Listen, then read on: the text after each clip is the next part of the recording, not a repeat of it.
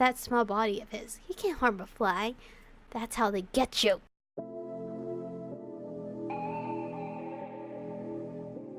We're born in the moonlight. Ain't no fantasy. Can't breathe in the sunlight. Hello beautifuls, this is Aromie here. Welcome back to Dark Nights. We're here with Sachiro's route, walking around Junior's house, not knowing any better, and I'm the stupid hoe saying, hey, I'm gonna go check the other side. You're gonna look over here, okay? So one of us is gonna get hurt. I'll still be able to see you if you stay out in the hallway. Okay, make sure to let me know if you find anything. Let's meet up by the stairs when we're done. What are we looking for exactly? I turned the head in the opposite direction of Sachiro. I'll use the stairs as my starting point and count the doors down from there. The first 4 rooms on the left are empty. The previous owner's belongings must have been cleared out at some point. I opened the 5th door and gazed into the darkness. Unlike the previous rooms, this one has its windows covered. If it has anything within it, I cannot tell.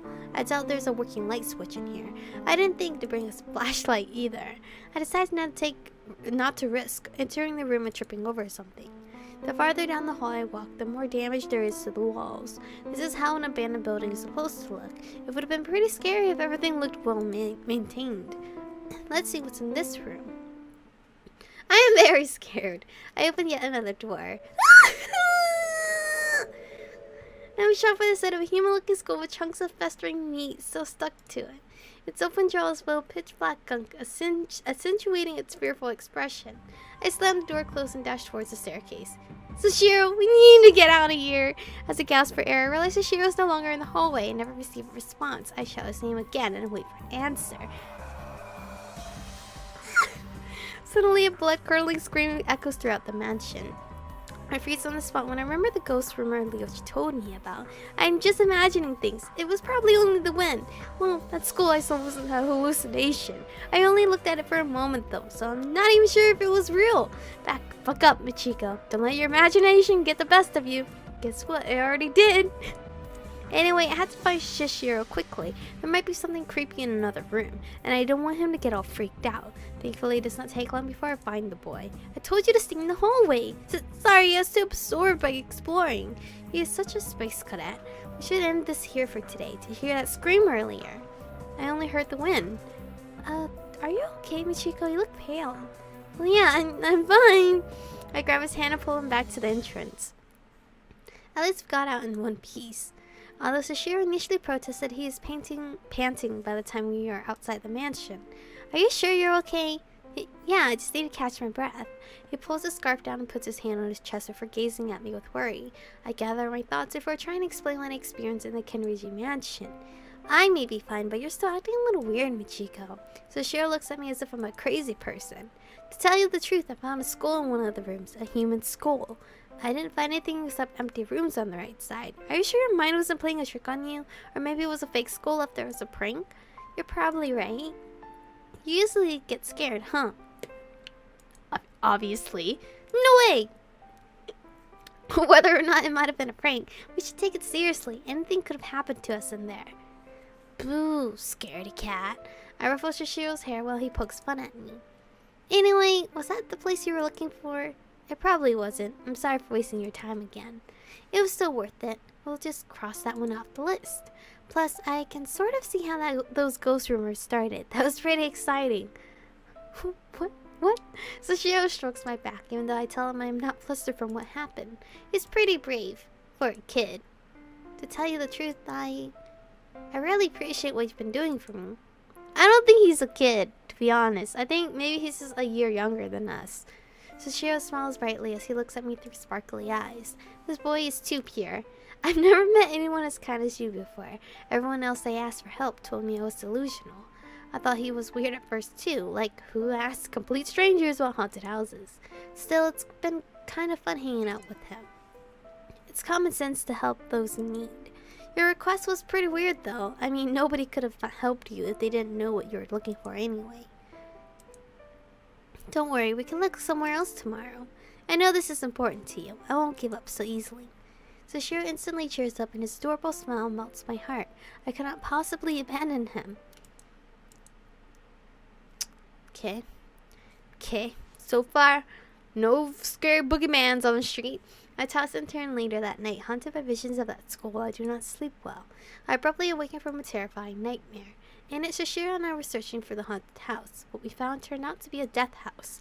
The haunted house supposedly belonged to his family, but he had lost the map to its location. He told me he had left many of his cherished belongings within it. I cannot remember the dream in detail, but I believe I'm better off this way.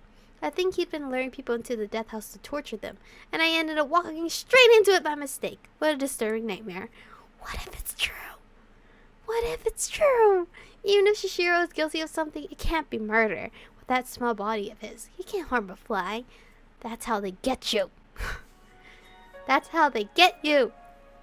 I cannot pay attention in history class, and I end up watching the clock during lunch break. Sachiro claims to be 18 years old, but I've never seen him at school. Perhaps he is one of those elite class students. He looks so young, though. I laugh at the thought of him applying for jobs. A candy store would suit him, or maybe a bakery. He's probably had a hard time resisting all the sweets. Oh, what are you smirking about? Whoa, Ikeo, I didn't notice you there. Were you daydreaming in class again? Luckily, that big guy in front of you blocked the teacher's view. I sit next to you. When you're distracted, I am too. I shake my head and let out a sigh. What's wrong? You sound like you're going through a midlife crisis. There's this boy I want to help, but I don't know what to do. Ooh, a boy? Tell me about him. Well, I'm trying to help him find something, but he won't let me know what it is. Why not? I don't know. That sounds tough. Why does he even want me to go with him? Maybe he just wants your company. He might try to make a move on you soon. Not a chance, Ikuya. We only met a few days ago. There are no time constraints for love. Don't even joke about it. We aren't already friend zoned, huh? Poor guy. Well, he looks too young for me. It'd make me feel weird if things got romantic. At the same time, though, he doesn't seem to take care of himself. I'll feel bad if something happens to him. Hey guys, what's up? You not being a contender to our heart. Just saying. We're having girl talk. Shoo shoo! Ugh, why am I always being left out? Ikea's trying to make me get a boyfriend. Help me, Ryoji! This guy has nothing of value to add. He'll only waste our time. Sorry, Ryoji. Right.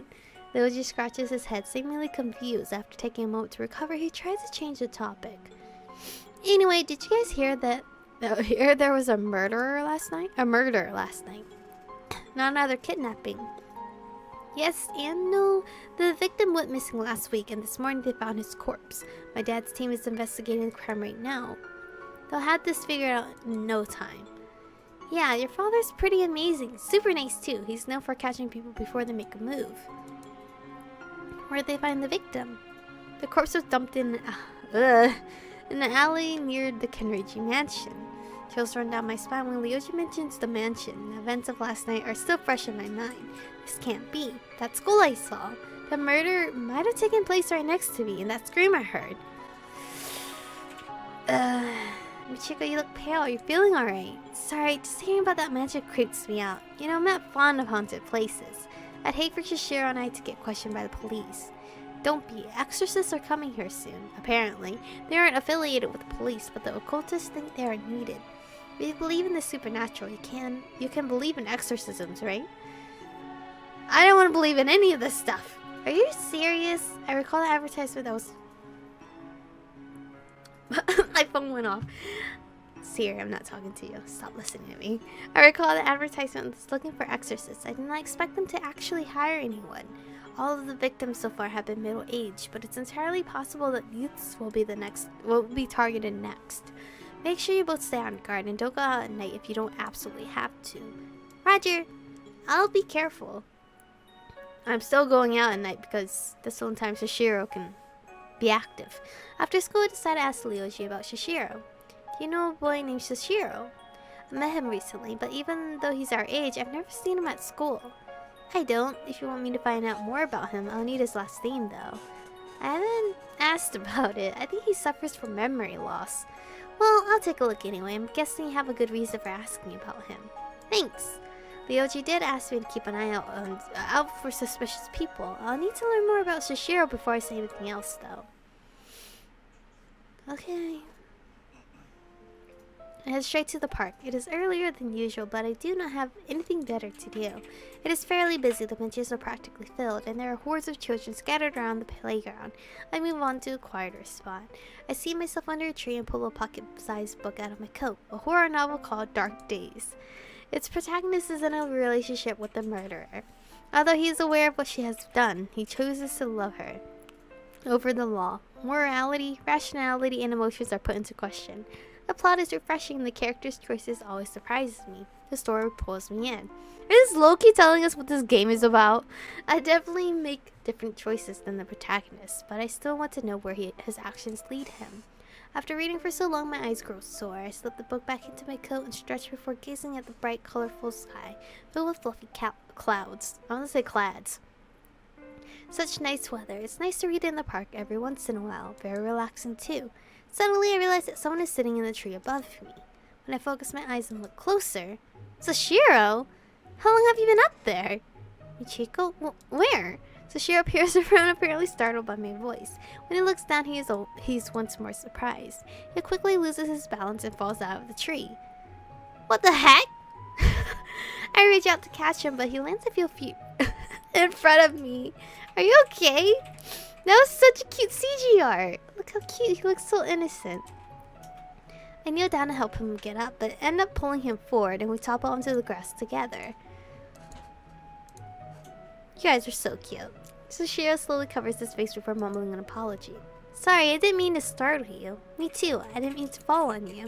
So is that his 2 CG arts? Because all the guys have only been getting 2. We awkwardly stare at each other before bursting into fits of laughter again. I stand up and begin to wipe the grass stains off my clothes. What are you doing up there, Sachiro? It's my favorite nap spot. I would say map spot. The leaves block out the sunlight. Wouldn't staying inside be better?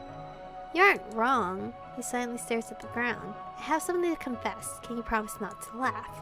Sure, it couldn't possibly be funnier than you pretending to be an adult. He pouts but then begins to speak.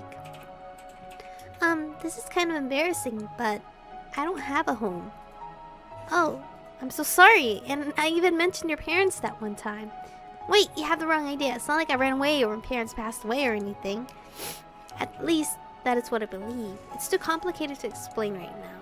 Actually, my memories are a little messed up. I can basically only remember things that happened recently. I knew he was forgetful, but I didn't think he was amnesia levels of bad. The boy scrunches his eyes closed so tightly that he looks to be in pain. I don't know what caused it. I'm sorry for not mentioning it before. You're probably wondering why I'm always here, huh? The truth is, this is just sort of where I woke up after I lost my memories. I mean, I can still remember a few things like the haunted house. Because of that, I'm hoping I might remember something if I find it. Sachiro pouts before peering at the ground. I cannot help but pity him. He's like a lost puppy.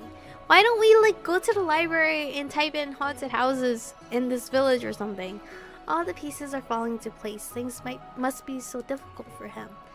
If you want, you can stay at my place for a while. What? That's very kind of you, but there's an empty guest room you can use. It's not safe to stay outside at night right now, you know? Oh, he's crying! You're crying! Sachiro stares at me until his eyes begin to water and his cheeks become a little pink. To hide his flustered face, he pulls his scarf up. Did I make him uncomfortable? Well, I can tell he's a good person at heart. He deserves better than having to sleep out in the cold. Still clinging to his scarf, Sachiro looks up at me slowly and speaks in a softer tone. Thank you so much, Michiko. This is the 3rd time you've helped me. What were the other times? And you helped me look for the haunted house, of course. It was no big deal. Honestly, if you think about those cookies you gave me, we're practically even, right? I can't leave a little boy to his fate. Wait, huh? Okay. Especially not when it's been so dangerous around here lately. Little, we're the same age, and I'm pretty sure I'm taller than you. Not this again! Taller? No way! I lean closer towards him to measure our heights. It seems he is taller by 1 inch. I'm forced to face reality, but I cannot stop myself from thinking of him as short. See? You're the shorter one. It's only a figure of speech. The boy smiles weakly. We sit down in the grass to chat for a while. I notice he's looking more pale compared to last night, probably exhausted from staying up so late. The park is one of the few places where I'm allowed to spend the night. During the day, I sleep in the library if I'm still tired. It's really hard to get through to life with no home and no money. I tried to apply for jobs, but I don't have any sort of identification. For a few days, I managed to help out an ice cream shop and candy store, but I was only filling in for sick employees, so it didn't last. Those places suit you. I can't deny I love sweets. I get most of my food from passing strangers, but it depends on my luck. That explains why you're so small and skinny. So Sachiro puffed his cheeks out, visibly annoyed at my teasing. Nonetheless, being homeless sounds difficult, and I am happy to give him my help. And this is where we're gonna stop, because now we know a little bit more about him, that he recently lost his memories, and he might have a family out there. Probably really far away, I'm assuming, because they're not really putting up missing signs, or they're probably dead, but let's not hope for that. But anyway, I guess we're inviting him over to our house. The only people that we didn't have, well, technically, we had all of them over at our house. But Zikun didn't really count. He just stayed there for like 5 minutes and then left. But anyway, thank you guys for watching today's episode. Stay beautiful, and I'll see you guys in the next one. 혼자 주저앉아 생각만 커져가 언제부터